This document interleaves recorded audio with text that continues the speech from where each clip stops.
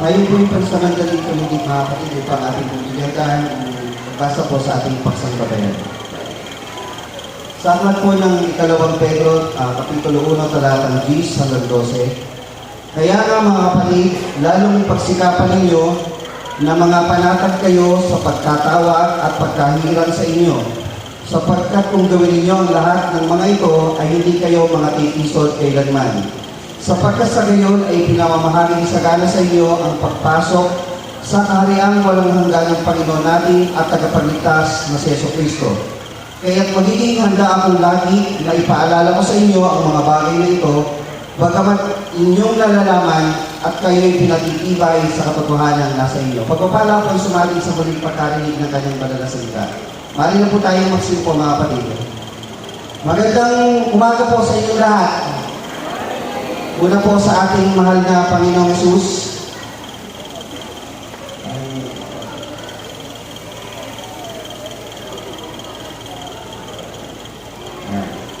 Una po sa ating mahal na Panginoon at ating tagapagligtas ay Lord, good morning po and good morning po sa inyong lahat mga kapatid sa ating pananampalataya.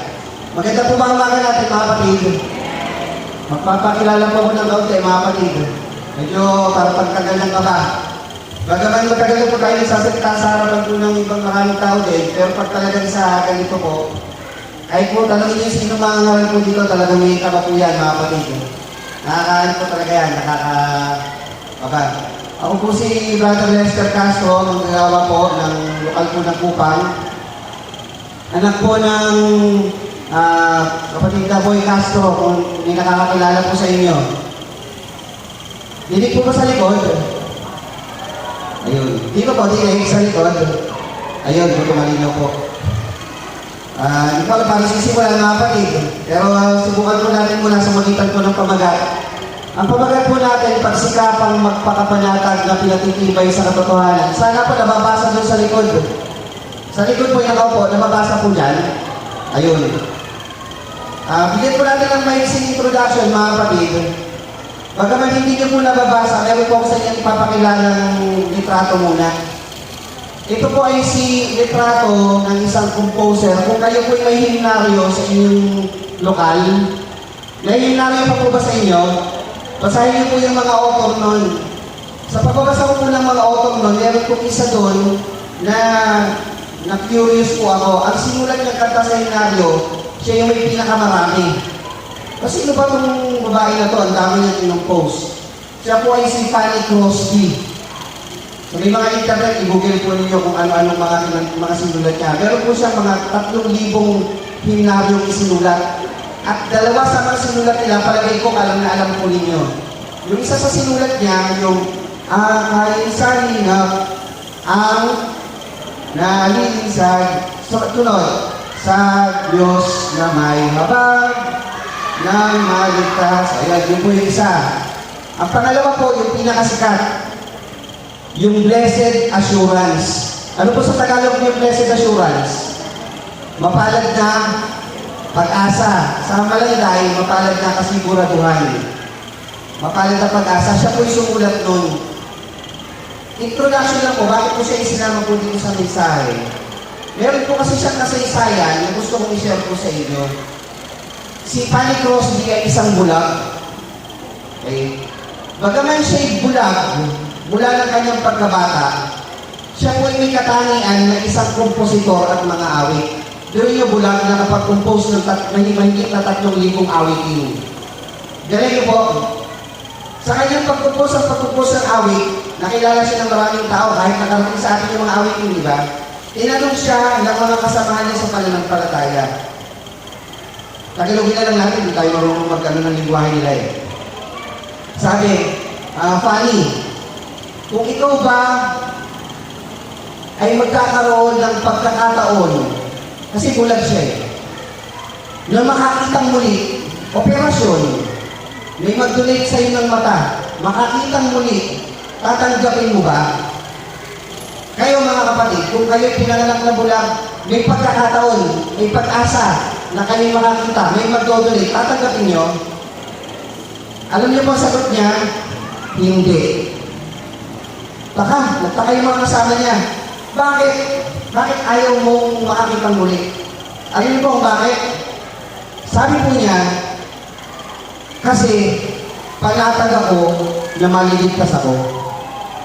At ang unang mukha na gusto kong makita pag ako'y nabuhay na maguli ay ang mukha ng Panginoong Jesucristo. Hindi ang mukha ng tao. Diyan yung kanyang katatagan ng pananampalataya. The first face that I want to see, if ever I will have my eyes back, my sight back, is the face of my Savior. Kung ganyan ang pananampalataya ng bawat isa sa ating mga kapatid, palagay ko yung kapanatagan ang ganda sa katawan. Ang ganda ng pagpamumuhay mo. Kasi panatag sa sarili mo, may kaligtasan ka eh. Na ang nilingit mo lang sa buhay, makarating doon sa langit. Kaya yun ang kanyang pinangahawakan. Ngayon kayo mga kapatid, ano ang inyong ipiling sa buhay? Pagdating ng panahon, sinong mukha ang gusto niyong unang makita? Pagdating ng ikalawang buhay. Siyempre ang ating Panginoong Diyos. Sinare ko lang po sa inyo mga kapatid kasi isa po sa mga lyrics na kanyang isinulat, mapalad ang pag-asa. Ano po yung unang lyrics nun? Kapanatagang maligaya. Diba? Kapanatag. Napakaganda ng lyrics niya. May inspire po kayo sa ganang parte mga kapatid ng mga prinsipyo ng tao. Ngayon po, nandito tayo sa ating pangilang inspirational convention po mga kapatid. Ang ating pong layunin, pag tayo po nagkakaroon ng inspirational convention mga kapatid, yung i-recharge yung ating pananampalataya na pagdating ng isang taon, ang iniisip natin, makikita-kita ulit tayo. Kasi ngayong araw na to, na-inspire tayo na pagpatuloy na maglingkod sa Panginoon. Nakaraos tayo. Pag nandito ka kasi sa susunod ng isang taon, nasa pananampalataya ka pa ng tunay na iglesia, ibig sabihin na nanatili ka sa pagtatapat sa Panginoon. Nandito ka pa eh. Diba mga kapatid? Be inspired. Ito yung panahon na ma-inspire tayo na lalong maglingkod sa Panginoon. At yung kapwa mo kapatid, sa magitan ng init ng iyong pananampalataya, mapainit mo rin siya. Para nagbabagang mga uling na nagsasama-sama, na nagbibigay ng liwanag. Para sa lahat ng tao ay makita na may Diyos tayo na sinasampalatayanan. Amen? Pagtatapos ko ng mensahe, meron po ako sa inyong ipapakilala. Bagamat kanina, may nakita na po kayo. Ganda po ng choir natin, yung huling mawit, yung mga CYA. Sinasabihan ko po yung mga kasamahan namin na CYA po dun sa gilid eh. Diba? Dati yung sister, tayo yun. Diba? Tayo yun eh. Sino po dito yung mga dating CYA na graduate na? Taas ang kamay. Dating kabataan na graduate na. Diba? Tayo dati yun. Nandito. May mga bagong usbong. Ano po dapat nyo gawin sa kanila? Encourage, inspire mo silang magpatuloy. Mga bagong simbol ng pananampalataya na magtutuloy na magpapakilala na may tanging lumikha sa bawat sa atin na dapat natin paglikuran. Hindi dapat natin bigyan sila ng doubt na yung ginagawa nila ay walang patutunguhan. Kundi bigyan natin sila ng lalong inspirasyon yung ginagawa nyo mga CYA. May dakilang kagantihan pagdating po sa dulo ng ating paglilingkod. Ituloy niyan, congratulations po. Napakadami ng bilang natin mga CYA. Palakpakan ko natin mga kabataan natin. At pagdating po sa dulo mga kapatid, nakita niyo yung bilang nila, may papakilala po ako sa inyo na mas malaking bilang pa ng choir po sa dulo ng mensahe na ito. Sorpresa po yan mga kapatid. Sabi dito, ating marinig ang kalipunan ng pinakamalaking choir ng Panginoon. Mamaya po yun sa dulo po. Papakilala ko po sa inyo. Gusto niyo makilala mga kapatid? Mas marami pa sa CYA kanina. So lilingon-lingon na kayo dyan. Baka may booth o may ano. Makikilala niyo po yun mamaya kung sino po yun. Ang ating pong paksang batayan ay hinango po sa 2 Pedro 1, Gs 11 at 12. Ang sabi po dito, kaya nga mga kapatid, lalong pagsikapan ninyo na mga panatag kayo sa pagkatawag at pagkahiran sa inyo. So si Pedro, kausap niya yung mga iglesia sa iba't ibang mga kalipunan na sinusulatan niya. Sabi, magpakapanatag kayo, pagdating sa 2 talata, sa mga katotohanan nasa sa inyo. So, pag alam nyo daw yung katotohanan na hawak ninyo, doon daw kayo magpapakapanatag. Sa talatang 2, meron daw kagantihan na buhay na walang hanggan doon sa kaharian pag pinangawakan nyo yun. Pag binasa niyo po yung talatang 1 hanggang 9, makikita niyo po dito yung mga bagay na may kinalaman sa kung ano yung inyong pagsisikapan. Bago po natin ituloy yung slide, babasahin ko lang po pansamantali. Biyaya at kapayapaan ang sa inyo'y dumami sa pagkakilala sa Diyos at kay Jesus na Panginoon natin. Yamang ipinagkaloob sa atin ng kanyang banal na kapangyarihan ang lahat ng mga bagay na uungkol sa kabuhayan at kabanalan sa magitan ng pagkakilala sa kanyang tumawag sa atin sa magitan ng kanyang sariling kaluwalhatian at kagalingan. Na dahil di pinagkaloob niya sa atin ang kanyang mahalaga at napakadakilang pangako upang sa magitan ng ito ay makabahagi kayo sa kabanalang mula sa Diyos. Yamang nakatanan sa kabulugan nasa sanlibutan dahil sa masamang kita. Sabi, meron daw ibinigay sa atin, bagaman yung mundo ay nakatanan na doon sa kasamaan, meron daw ibinigay sa atin para daw tayong hindi maisama ron. Ano po yun? O dahil din dito, sa pagkaragdag sa galing ninyo ng buong sikap ay ipamahagi ninyo sa inyong pananampalataya ang kagalingan at sa kagalingan ng kaalaman, sa kaalaman ang pagpipigil, sa pagpipigil ang pagtitiis, sa pagtitiis ang kabanalan, sa kabanalan ang mabuting kalooban sa kapatid, at sa mabuting kalooban sa kapatid ay ang pag-ibig. So marami po siyang binanggit. Ito po mga kapatid, kung ito lang yung ating babatayan, maiksi lang po ito. Siguro abutin po ito ng mga 6 na oras pag tinalakay. Maiksi lang po yun. Kaso may time schedule po tayo. Hindi po natin pwede talakayin hanggang 6 na oras. Kaya isa-summarize na lang po natin. Dito po mga kapatid, sa unang talata, ang sabi po, kaya nga mga kapatid, lalong pagsikapan ninyo na mga panatag kayo sa pagkatawag at pagkahilang. May mga salita na sinasabi po si Pedro sa ating mga kapatid sa pananampalataya. Tingnan niyo po yung highlight, lalong pagsikapan na mga panatag, pagkatawag at pagkahirang. May underline sapagkat kung gawin ninyo ang mga bagay na ito, ay hindi kayo matitisod kailanman. Yung sumunod na talata, sapagkat sa gayon, may pasakali.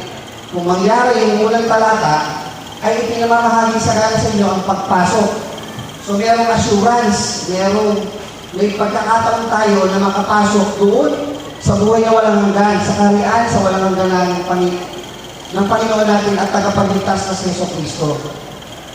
Sa ikatlong talata, kaya't magiging handa ako lagi. Merong si Pedro ay merong commitment sa mga kapatid sa pananampalataya na kanyang sinusulatan na magiging handa daw siya lagi na ipaalala sa inyo ang mga bagay. Bagamat, tingnan niyo mga kapatid, ipapaalala pa niya. Kahit na, ibig sabihin ng bagamat, kahit na kayo inyong nalalaman, bagamat inyong nalalaman. Nalalaman ninyo pero ipapaalala pa rin ni Pedro. At kayo'y pinatitibay sa katotohanan nasa inyo. Yung katotohanan daw nasa inyo. So yan yung mga isa-isahin nating mga salita, ating hihima-himayin sa kabuuan po ng mensahe na ito mga kapatid. So ngayon, mag-uumpisa na po ako ngayon mga kapatid ng mensahe. Handa na po ba kayo mga kapatid? Yan ang haba ng introduction. Yan po yung introduction natin. Tanong, ano-ano ang mga katotohanan nagpapatibay sa inyo? Simulan natin ito sa ikatlong verse. Ano-ano ang mga katotohanan nagpapatibay sa inyo? Maraming mananampalataya sa buhay na ito. Ang laging magsasabi kami, sigurado kami sa pananampalataya namin tinanggap. May magsasabi ba dyan na pananampalataya namin walang kaligtasan? Walang ganun. Lahat sila sasabihin nila, maliligtas sila. Tama po ba? Pero bakit tayo? Paano natin nasasabi na tayo panatag sa ating pananampalataya? Dahil meron tayong katotohanan. Ngayon ang tanong, ano yung katotohanan nasa inyo na nagpapatibay sa inyo o sa atin?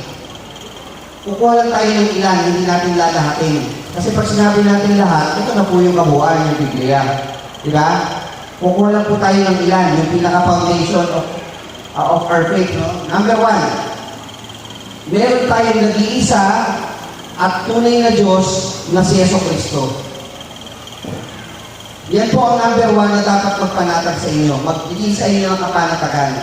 Pag kilala nyo ang inyong sinasampalatayanan, panatag kayo, mga kapatid. Naniniwala po kayo doon? Pag kayo sa inyong sarili may doubt, bakit may nabasa akong ganito parang dalawa? Ba't may nabasa ako ang dami? Hindi ka mapapanatag, kapatid. Kailangan maging solido sa puso mo na ang Diyos natin ay isa lang. Sino po yun, mga kapatid? Sabi doon sa Genesis 1:1, nang pasimula, nilikha ng Diyos ang langit at ang lupa. Nilikha ng Diyos ang langit at lupa. Sabi doon sa panalangin natin kanina natin, Pastor Jumel, mayroong lumikha sa atin, di ba? Isa lang po yun.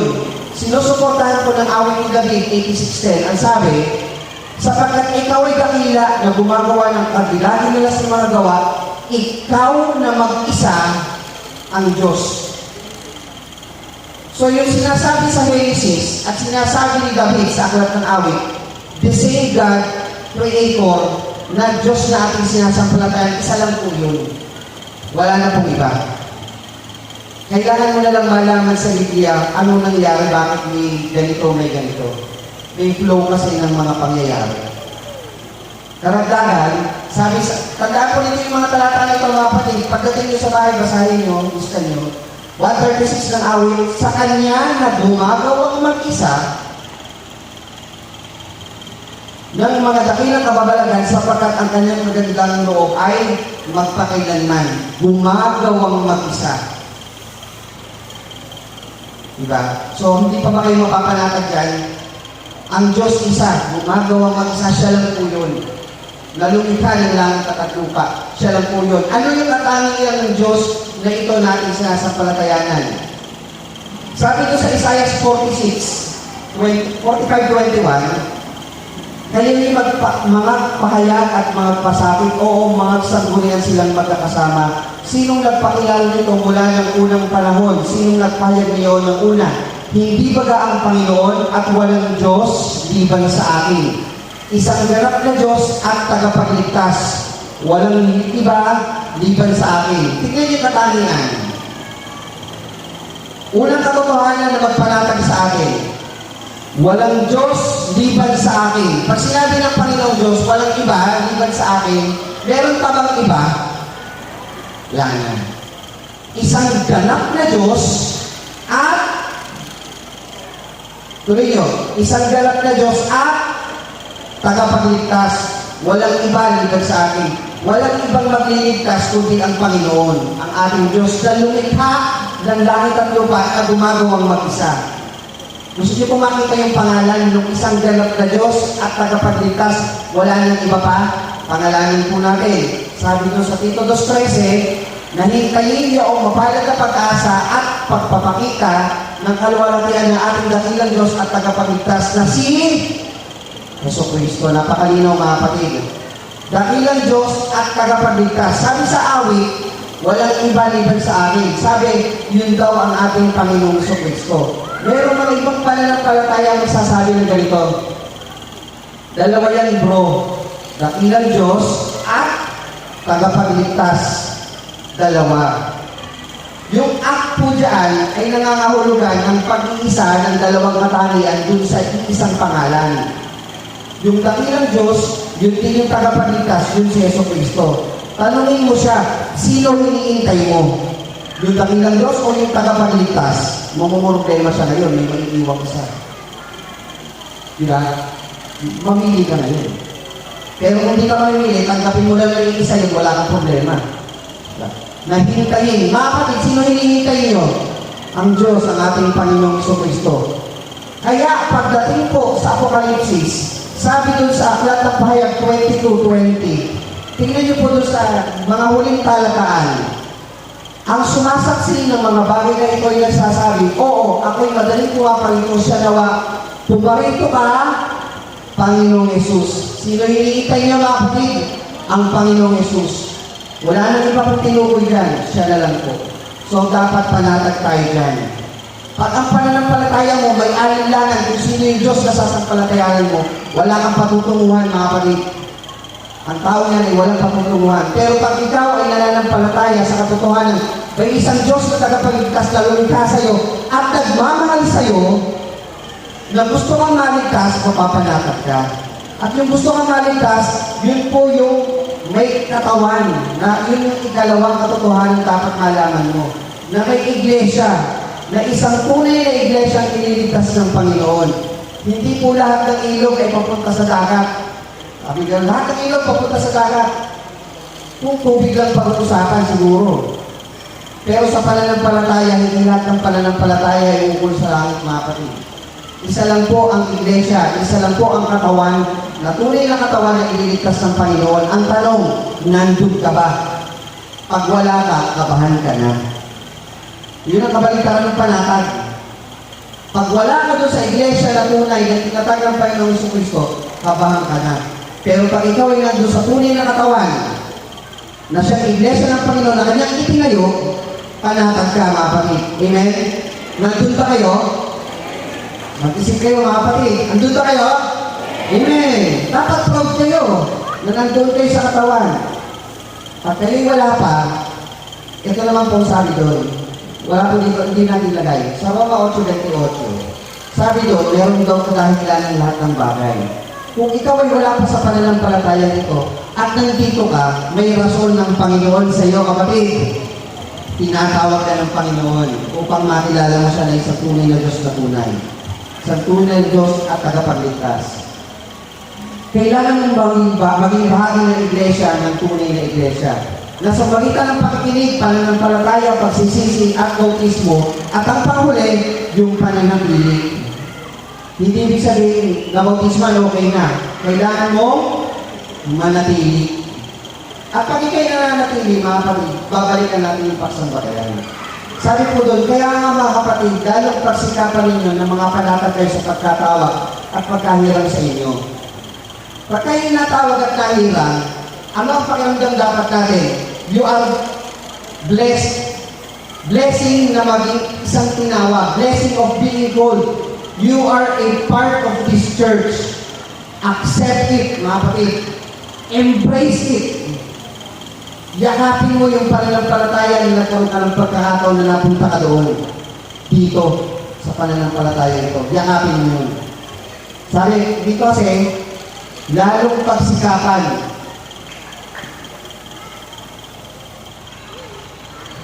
Pangalawa, exert effort.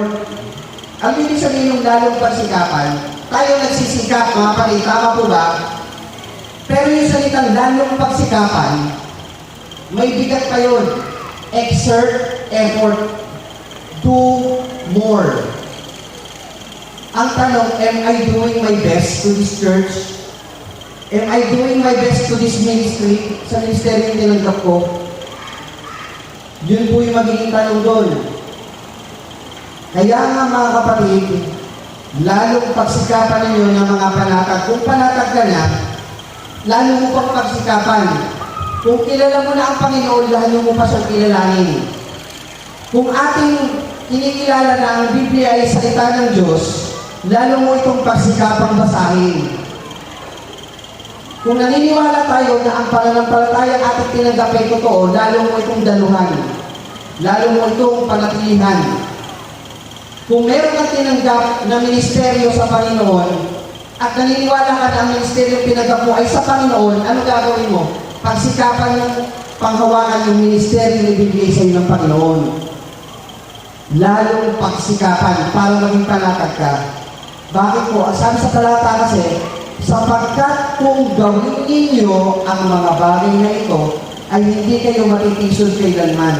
Sabi ko po, sa isang salita, the enemy will have no openings against a busy, worshiping Christian sa isip at sa espiritu, mga kapatid. Pag ikaw ay isang busy mananampalataya, pag ikaw ay isang mananampalataya na maraming ginagawa na nagsisikap sa paglilingkod sa Panginoon, walang opening ang diablo na makapasok sa iyo. Sige, subukan niyo mga kapatid, magmatamlay kayo sa pananampalataya. Makikita ng diablo yan. Pagkakataon ko to, ito na ang kahinaan niya.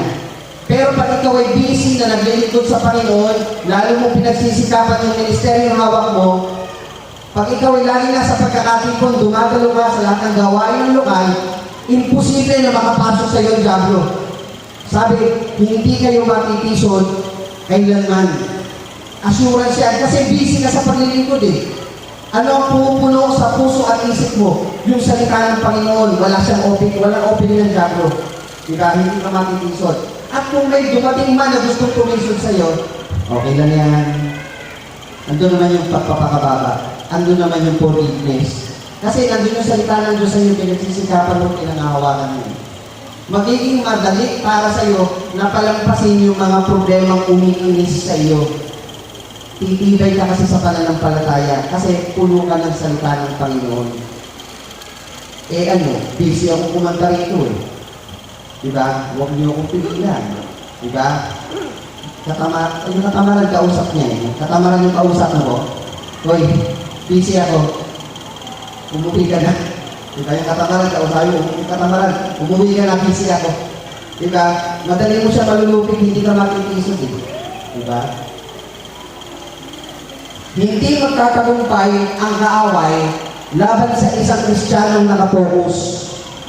Hindi magtatagumpay ang kaaway laban sa isang tapat na tagasunod.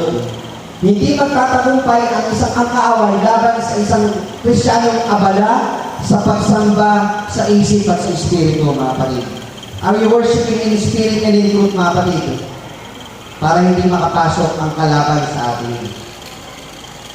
Ngayon, tanong, ano ang ministeryong aking ginagawa kapag ako'y nasa lokal na nagpapabisi sa akin?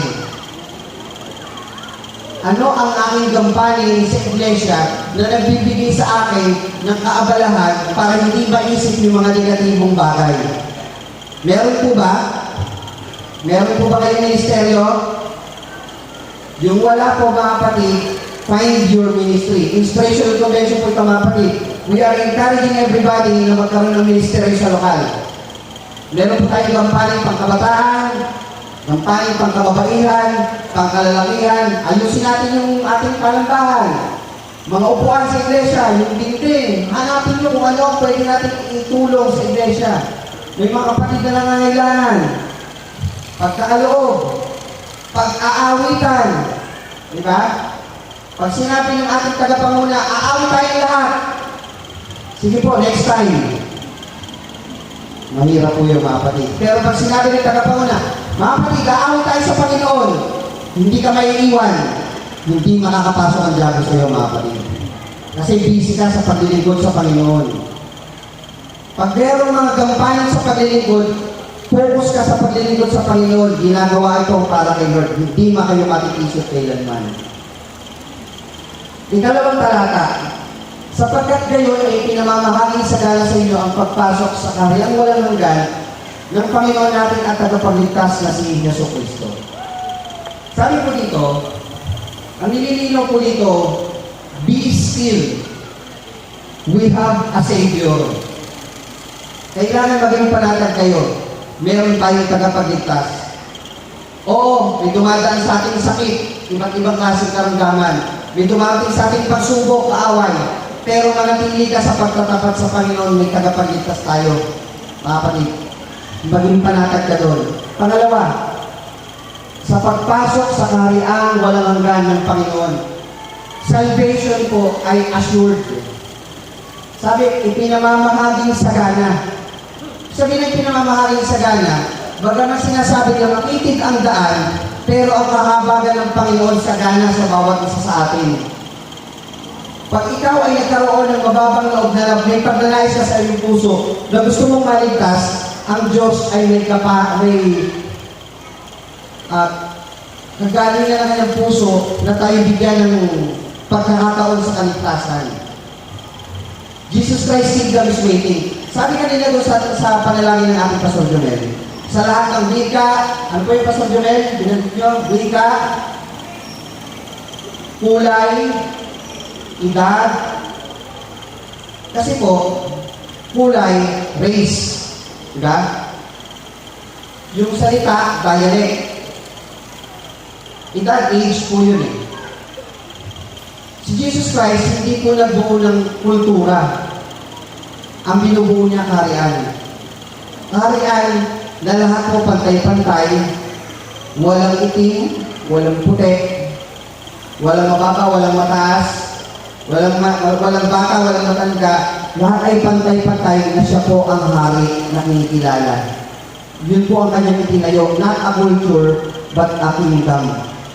Na doon tayo ay mapapailalim. Na tayo lahat ay magkakapatid. Na yun po ang magiging bunga kung tayo mananatili sa pagkatapat sa Panginoon. Sabi ito sa ikatlong talata, nasa ikatlong talata na tayo mga kapatid. Kaya't magiging handa akong lagi na ipaalala sa inyo ang mga bagay na ito, bagamat inyong nalalaman at kayo pinatitibay sa katotohanan nasa inyo. Meron po ako sa inyong bubuksan kong may mga kasabihang Pilipino kasi na gusto po natin i-update. Ito mga kapatid, gusto ko sagutin ninyo. Ang gamot sa taong madaling makalimot ay sabay-sabay. Hindi na po updated yun mga kapatid. May bago na po ngayon. Tandaan niyo po ito. Ito na po ang bago ngayon. Ang gamot sa taong madaling makalimot ay regular practice and routine. Kahit ipaalala sa inyo, pero hindi niyo sinusubukan gawin at paulit-ulit na gawin, hindi niyo maalala. Parang ganito yan. Nasubukan niyo na mag-practice ng tamang bilang. Sige, ikaw dito ka. Paalala lang na paalala. Dito ka. O nalimutan mo na naman dito ka. Pero pag ikaw mismo, ginagawa mo yun, kumurutin ka, alam ko dito ako, katabi ko si ganito. Regular practice. Paulit-ulit mo itong gagawin. Hindi mo na ito iisipin, alam mo na yung gagawin mo eh. Meron ka ng body memory. Sample. Pag umaga, pinagpapaalala pa ba sa inyo mag-toothbrush? O pag alam mo na mag-toothbrush ka na. Kasi, routine mo na yun. Di ba? Meron kasi marunong magbisikleta. Pag pinaalala mo, ganito mag-bike, hahawakan mo yan, ibabalansin mo. Nalimutan ko na naman, hawakan mo, ibalansin mo. Pero pag paulit-ulit mong ginawa na mag-bike, kailangan mo pa ba ng paalala? Hindi na, alam mo na yun. So, ang gamot sa taong madaling makalimot ay regular practice at routine. Paulit-ulit mong gawin, hindi mo na malilimutan yan. Mga kapatid, sige, gawin natin sa spiritual. Kayo po ba sa mga mangangaral, pag sinabing hanapin niyo yung Isayas, kaya niyo buklatin ng mabilis? Bakit po? Kasi paulit-ulit niyo nung nabuklat eh. Alam niyo na kung saan nahanapin. Diba? Meron kayong mga memory verse mga kapatid. Ay, ipaalala ko sa inyo, hindi nyo maalala yun. Pero pag paulit-ulit yung nire-recite, regular practice and routine, maaalala niyo yun mga kapatid. Tama po ba? Tama? Memory verse. Ngayon, dali natin pa sa mas malalim.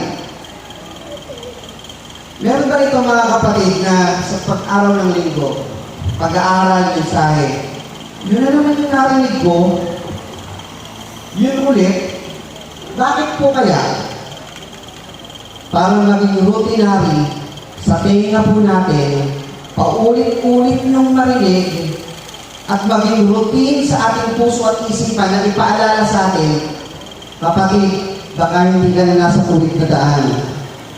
Maging routinary sa atin na dumalo, pag ikaw kasi ay routine mo na, linggo sasamba ako. Midweek service, may kampanin ako. Hindi mo na malilimutan yung mga kapatid. Yung mga lyrics na inaawit natin, ayaw natin kantahin na walang lyrics yun, walang binabasa. Bakit? Routine. Sample. Pag tayo nagtumugtog dito ng gumawa, palagay ko wala nang lyrics yun. Tama po ba? Gumawa. Ano sunod? O, tingnan nyo, alam nyo. Kasi routinary yung natin siyang ginagawa. Alam nyo na yun. Pero, ang sabi ni Pedro? Kaya magiging handa akong lagi na ipaalala sa inyo. Bagaman alam nyo na yun, gusto ni Pedro na maging routinary sa atin ang mga katotohanan na ating sinampalatayanan. Paulit-ulit niya itong ipapaalala. Bagaman hindi na siya ang nabubuhay, kundi ang kanyang sulat, may mga ngaral po dito na may conviction sa kanilang sarili. Kami mga kapatid, Hindi po hihingi sa inyo ng tawad na sasabihin, pasensya na kayo kung kami paulit-ulit. Hindi po. Hindi rin namin sasabihin sa inyo na ginagawa lang namin ang aming katungkulan. Hindi po. Kaya namin ito inuulit-ulit dahil may katotohanan po na aming tinanggap sa Panginoon. Ano yung katotohanan na yun? Yung Diyos na sinasampalatayanan natin, hindi po kami sinusweldohan. Buhay na walang hanggan po ibibigay. At ang ating ginagawa ay para sa pananampalataya na amin po tumulit-ulitin kahit po may sakit na ang iba po dyan. Tumanda na po ang iba dyan. Hindi po yan titigil sa paglilingkod sa Panginoon. Kasi po ang sabi, magiging handa kami na ipaalala sa inyo ang katotohanan ng tinanggap natin sa Panginoon. Magiging masarap sa aming puso, bagamat magkakaroon kayo sa inyong sarili, paulit-ulit na lang, pero gusto namin maging routine sa inyong puso at isipan na may Diyos na tagapagligtas. Pag naliliis ka na ng das, uulitin namin sa inyo, maglingkod ka sa Panginoon. Pag lumalamig ang pananampalataya mo, umawit ka sa Panginoon. Pag matangay ang pananampalataya, kainin mo salita ng Diyos. Pag ulit-ulit namin sasabihin sa inyo mga kapatid. Yan po yung conviction na pinapakita nito mga kapatid.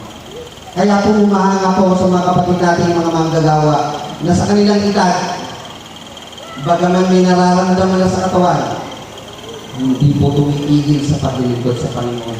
Saludo po ako sa inyo. Una po sa ating mga Panginoon. Nagpapasalamat po ako na ang inabot ko na manggagawa sa Panginoon ay kayo. Ganun po yung mga kapatid. Kasi kung ang inabot ko ay manggagawang tamad, inabot namin mga baguhan ay mga manggagawang tamad, tamadin po kami mga kapatid. Hindi ko sinasabing masipag kami, kundi nagsisikap kami sa tinanggap namin sa Panginoon dahil meron kami tinitignan na mga manggagawang masisipag dito mga kapatid. At kinukuha ko pagkakataon na ito na pasalamatan ko kayo. Walang sweldo, pumupunta sa iba't ibang lugar para kayo po ay patibayan sa pananampalataya. Walang tinatanggap na pinansyal, sila pa gumagastos. May sakit, gusto pang tumayo. Sipin yun mga kapatid. Tapos tayo, habang may tumatalakay, nagpe-Facebook lang. Naka-messenger pa. Diba? Parang ang sakit. Pahalagahan po natin mga kapatid. Aray, biglang babae, sabi ko. Sabi ng kapatid, ayaw kong basa. Ano ko lang, ilalarawan ko lang yung mukha. Sabi ko, nagpe-Facebook lang, nagme-messenger lang. Pasensya na po. Diyan ako hihingi ng pasensya. Pero gusto kong ulitin. Focus lang po tayo. Yan. Pero totoo po yung mga kapatid, kumahanga po ako sa kanila. Nasubaybayan ko po yan. Alam po nila yan kasi maliit na bata pa lang ako, kasama na ako sa mga meeting yan. Nakita ko po yung mga ano yan, mga pagsisikap po ng mga yan. Lalo na po mga kapatid, pag nagkakainitan na ng meeting, pag nagkakainitan na sa meeting, yung mga magagawa natin, nalilimutan walang oras, kapatid alas 3 na. Hindi po hapon yun na, madaling araw. Bakit po mga kapatid? Kasi hindi tinanggap sa pananampalataya kasi totoo. Isipin nyo, kasi kung hindi ito katotohanan, palagi ko hindi magpupuyat yung mga ito mga kapatid. Hindi magpupuyat yan. Tama po ba mga kamanggagawa? Hindi nyo pagpupuyatan yan. Kung ito'y pang-tao lang, hindi nyo pagsisikapan yan. At palagay ko ang puro na sa agenda sweldo. Pero dahil ito sa Panginoon, hindi po ganun. Ang iniisip ko ay pagpapatibay sa pananampalataya. Ang aming pong commitment to remind and to give activities that may strengthen our faith. Kaya ang manggagawa po ay laging nagpapaalala, hindi lamang po sa mensahe o sa pagtuturo, kundi sa mga aktibidades o mga activities na pwede isagawa. Kaya kung may mga midweek service, ano po ba ang purpose ng mga midweek service natin? Para kayo magkaroon ng habit. Pagdating ng Miyerkules ko, may Bible study kami. Pagdating na sa ibang lugar, Sabado ngayon. Kasi magiging routine mo yun. O Huwebes ngayon, may gawain kami. Magiging routine mo yun. Hindi mo malilimutan Kristiyano ka. Pagdating ng Sabado, magiging routine mo. Hindi ako dapat mapuyat, may pagsamba ng linggo. Kasi routine mo yun. maaalala at maaalala. Di ba, mga kapatid? Routine ang panlaban sa kalimot. Regular practice and routine. Kasi po mga kapatid, we have God as our salvation. We have faith as our chance. Ito po yung chance natin, yung faith. We have the blood of Jesus Christ as our redeemer o ating manubos. We have our promises of God to hold as our goal. Tanda niyo mga kapatid, meron tayong pangako na pinangahawakan. We have Jesus Christ as our God and our Savior. Question. Ito mga kapatid. Bakit natin ito ginagawa? Tanungin niyo yung mga sarili mga kapatid, pati na ako po sa dulo. Every Sunday, mag-church tayo. Diba? After ilang araw, bibig service. Lilipas ang ilang araw, may family day. Lilipas ang ilang araw, may youth activities. Diba? Tapos Sunday na naman. Tapos, bibig service na naman. Kadalasan, January to March ang ginagawa natin. Practice na tayo pang-convention. Tama po ba? Sino ba January kayo pa-practice? Pagdating ng January, nasa isip na yan, anong gagawin natin sa restoration na? Di ba? January pa lang, nagpa-practice na. Binibisto ko lang po yung malanday. Pinaghahandaan ko sa amin. Dati po, malanday ang pinaghahandaan namin. Nung nakita namin yung ipo, sabi ng taga-kabi namin, dalawa ng paghahandaan natin matibay. Matatag yung ipo. Tapos nakita namin yung ibang lokal. Mukhang tayo na ang namumulupin, taga-upang. Kailangan mas tindihan natin. Tumitindi yung iba't ibang lokal. Ngayon yung laban, ano na? Intense na iba't ibang lokal presentation. Kasi nagiging kasabi ka na sa atin na mag-practice, di ba? Nagiging routine mo kasi yun eh. Di ba? Pag nasa isip mo sa inyo, ano ngayon? March 29. Pagkatapos nito, iniisip nyo na anong susunod yung gawin next year. Anong presentation nyo ulit? Tama po ba? Di ba? Iniisip nyo na yan kasi nasa isip, nasa ano na, nasa routine na ng puso ang isip nyo yan. Inspirational convention. Hugasan ng paa. Family day. Paulit-ulit. Bakit mo ito iuulit-ulit? Bakit? Mga kapatid. Bakit? Kasi we are building a habit. We are building a routine. Regular, ang sabihin na regular, isang taon natin itong pinapractice. Sa manggagawa, every 2 months nakikita kita. Regular habit naman namin yan. Every 2 months makikita kita, mag-meeting.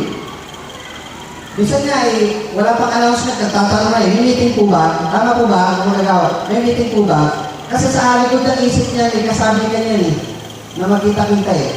At bibistoy ko lang po sila mga kapatid. Ito po, hindi ako tawag sa magagawa ba? Bibistoy ko lang po kayo. Pag yan po nag-meeting, ayaw maghiwa-hiwalay. Pasensya na po sa mga asawa ko ng mga mangangaral.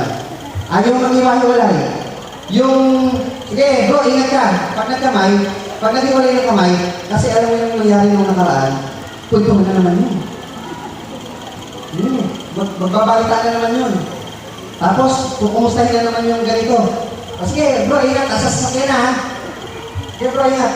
Tapos, alam niya no, dito na naman po yan. Kaya po tumatagal kasi yung kasabihan ng puso, Kanuel, di ba? Yung kasabihan ng puso kasi nandoon eh. Kasi it's a routine. Di ba? Practice na ng puso mo yun. Nakasabihan sa iyong puso na makasalamuha mo ang kapwa mo Kristiyano, kapatid sa pananampalataya na naglilingkod sa Panginoon. Kaya ka nandito, mga kapatid, kasabihan na yung puso yan. Kaya nga mga kapatid, lalong pagsikapan ninyo ng mga talata kayo sa pagkatawa at pagkahiran sa inyo, sapagkat kung gawin niyo ang mga bagay na ito, ay hindi kayo mag-itisyon kailanman. Sapagkat sa gayon ay pinamamahaging sagana sa inyo ang pagpasok sa kariang walang hanggan ng Panginoon natin at tagapagligtas sa Yesu Cristo. Kaya maging handa akong lagi ay paalala sa inyo ang mga bagay na ito, bagamat inyo nalaman at kayo pinatitibay sa katotohanan na sa inyo. Mga kapatid, malapit na po tayo matapos sa mensahe. Meron po ako sa inyong bibigay na dagdag kaalaman. Maiksi lang po ito. Sa Hebreo 11:30, nagbabanggit ko lang po ito sa upang. Isinjar ko lang po sa inyo.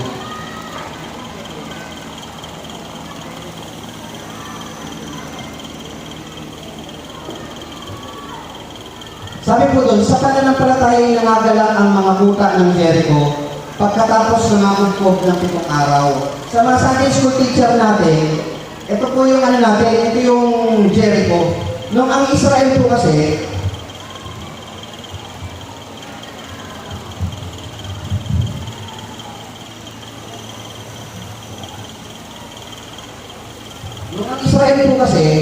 ay nakatawid na sa Ilog Jordan, sabi, makararating kayo sa lupang pangako, kailangan nilang sakupin muna yung mga lupain bago nila ito maging tahanan o maging lupang kanilang maging lupang pangako. Una na doon yung Jericho.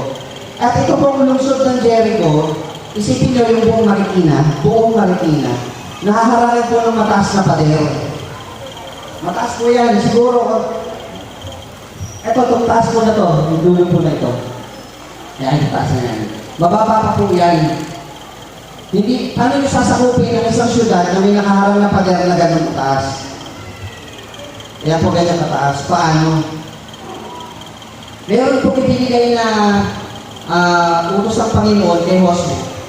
Kung paano nila ito pababagsakin.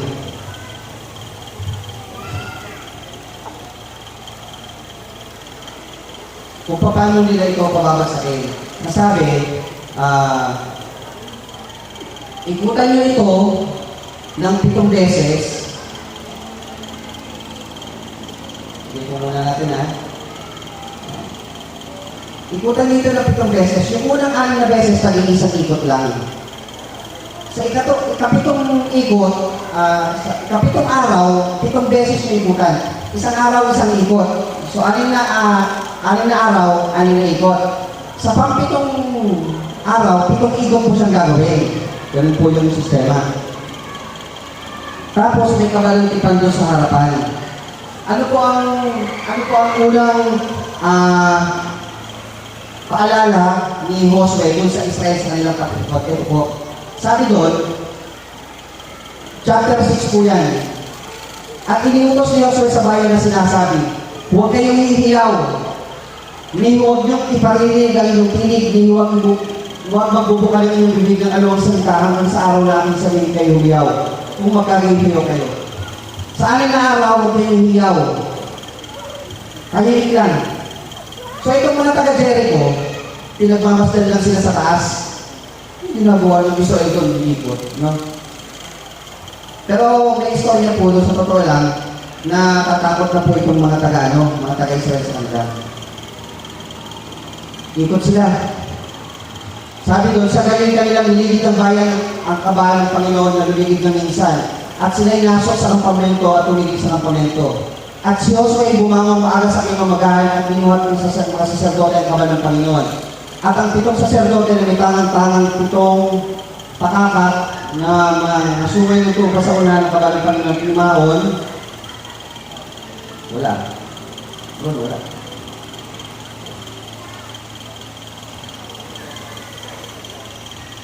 Umikot po sila. Bumangon siya sa unang araw. Unang araw, ikot. So kayo mga kapatid, imagine niyo kayo yung bayan ng Israel. Tayo lahat, iikot tayo sa buong Marikina. Walang magsasalita, walang gagawa ng tunog. Wala talaga, wala. Tahimik. Kaya po niya mga kapatid, buong Marikina. Wala akong kausap. Kasi may kapatid, ganito eh. Siguro mga isang poste pa lang nalalakad. Pagod na ako. Isang poste pa lang. May sila pa rito. Bili ako istubig. O kaya, sandali, may nalimutan ako, babalik muna ako. Ano ba mga alibay? Ikot eh. Unang araw. Pangalawang araw, gising maga, ikot ulit, walang magsasalita, ikot. Palagay nyo yung mga taga-Jericho. Ano nang sinasabi dito sa mga to? Ginagawa ng mga tao to. Ikot ng ikot. Hoy, walang mangyari. Pakat na yung kalsada. Di ba ganun mga ginagawa ng tao? Ginagawa niya, pakat na yung kalsada. Ikot pa rin kayo yan ha. Di ba? Sumunod na araw, pangatlong araw. Gising maaga, kunin ang mga gamit, ikot. Ano sila? Walang gagawa ng tunog. Ikot na naman sila. Mahirap madali mga kapatid. Marikina lang po tinutukoy natin ha. Hindi ko alam kung gaano kalaki po yung Jericho. Pero yung Marikina kasi, sa totoo lang, maliit lang na syudad to eh. Kasi pag Antipolo ginawa ko halimbawa, mas malaki ng Antipolo. No? Ano na lang, huwag ng Bulacan. Huwag ng Montalban. Marikina na lang, para maliit. Kaya niya mga kapatid, ikutin natin, walang gagawa ng tunog. Sa madaling salita, kung ano yung utos ni Josue, yun ang susundin natin, ikot lang. Walang gagawa ng tunog, walang gagawa ng salita. Ikot pa tayo.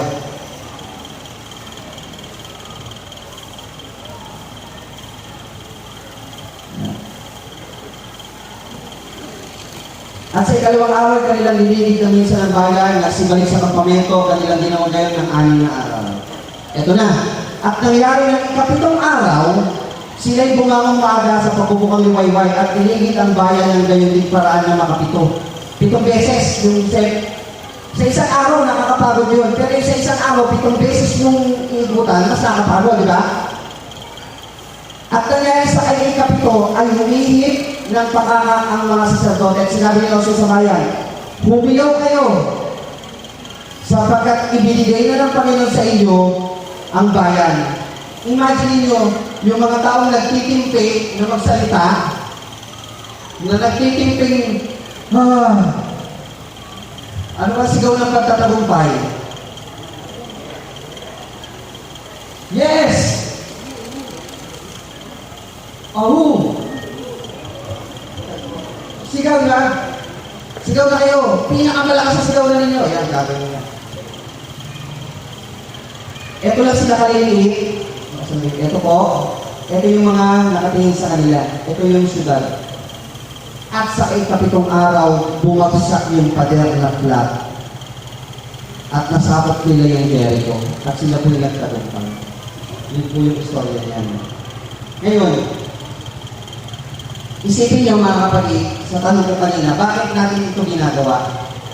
Sunday service, midweek service, Family Day, CYA, Inspiration Convention, ulit-ulit. Mabubuhay tayo mga kapatid, gigising sa umaga, maglilingkod sa Panginoon. Magkakasakit ka, gagaling ka. Ano pa mangyari? Uusigin ka ng kapwa mo, patatawarin mo. Mananalangin sa pa'y manghihina, lalakas ka. Paulit-ulit mga kapatid. Kung kayain ka ng kapwa mo, ano gagawin mo? Ibibigay mo pa ang kabilang pisngi mo. Ulit-ulit. Huwag po kayong gaganti. Huwag po kayong titigil. Isipin nyo, yun pa lang yung unang araw ng pag-ikot nyo mga kapatid. Darating ang ikalawang araw ng pag-ikot. Uulitin natin ito ulit. Huwag kayong titigil. Ikot lang sa ating buhay. Ikot sa routine ng pagpapalakas ng pananampalataya kasama ng Panginoon. Ikot lang mga kapatid. Yun pa lang yung ikalawang araw. Isipin mo, yun pa lang yung ikalawa. Yun pa lang yung ikalawa. Yun pa lang yung ikatlo. Ngunit darating ang araw mga kapatid. Sabi doon, ikapitong araw yung iniintay nila. Umiikot ka, tinutuloy mo yung buhay mo, tinutuloy mo yung pananampalataya mo. Mga kapatid, tuloy lang ating pananampalataya. Tuloy lang pag-ikot. Huwag kayong titigil. Huwag kayong ihinto. Huwag kayong mag-iisip ng masama. Isipin niyo lang mabuti. Isipin niyo yung darating yung araw na tayo'y hihiyaw ng malakas ng pagtatagumpay. Darating ang araw ng pagtatagumpay na sa isang sandali, sa isang bata, sa huling pagtulog ng pakaka, sa pagkatutulog ng pakaka at makapatay mga bungkoy na maguling na mga kasiraan at tayo'y babaguhin. Sapagkat ang Panginoon din ang bababa mula sa langit na isang sigaw. May tinig arkanghel na may pakakak ng Diyos at ang namamatay kay Kristo ay unang mabubuhay na magulit. Kung magkakaroon tayo nabubuhay ng ating kinain, aagawin kasama nila sa alapaap upang salubungin ng Panginoon sa hangin at tayo sa Panginoon kailanman. Kaya manatili tayong nakatayo, manatili tayong umiikot sa buhay na naglilingkod sa Panginoon. Manatili tayong magpakapanatag sa katotohanan tinanggap natin sa Panginoon at yakapin natin ang katotohanan ito hanggang sa dumating ang panahon na tayo sasalubong sa ating Panginoon, sa ating tagapagligtas, na isang tunay na Diyos na nangako sa bawat isa sa atin. Ipakikilala ko sa inyo mga kapatid, sa araw na ito, na ang pag-ikot natin sa ating buhay ay kasama natin ang Diyos. Tayo sama-sama, sabay-sabay, aawit sa Kanya bilang isang katawan, isang choir na ang audience natin ay ang ating Panginoon. Pasisiyahin natin ang Diyos sa pagitan ng ating pag-awitan na sama-sama. Ang tinutukoy po natin choir ay ang iglesia ng Panginoon na Kanyang pinili na Kanyang sariling dugo. Umawit tayo lahat, isang awit na may katatagan ng pananampalataya at pag-asa.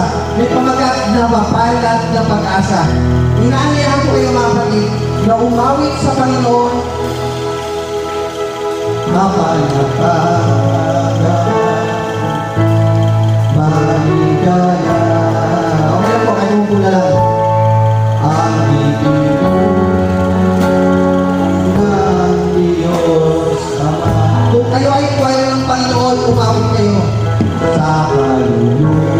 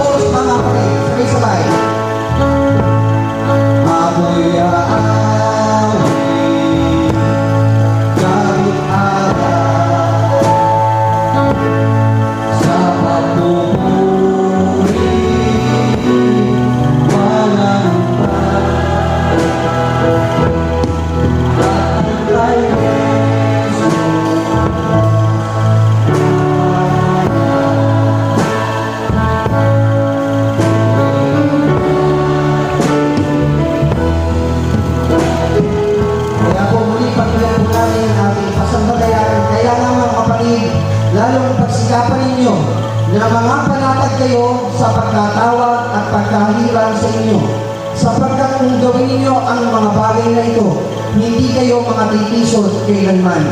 Sapagkat sa gayon ay pinamamahaging sagana sa inyo ang pagpasok sa kahariang walang hanggan ng Panginoon natin at tagapagligtas na si Jesucristo. Kaya't magiging handa akong lagi na ipaalala ko sa inyo ang mga bagay na ito, pagkamat inyong nalalaman at kayo'y pinatitibay sa katotohanan na sa inyo. Pagpapala po sa atin sa muling pagkarinig ng banal na salita ng Panginoon. Purihin natin mahal ng Panginoon Jesus. Maraming salamat po sa inyo.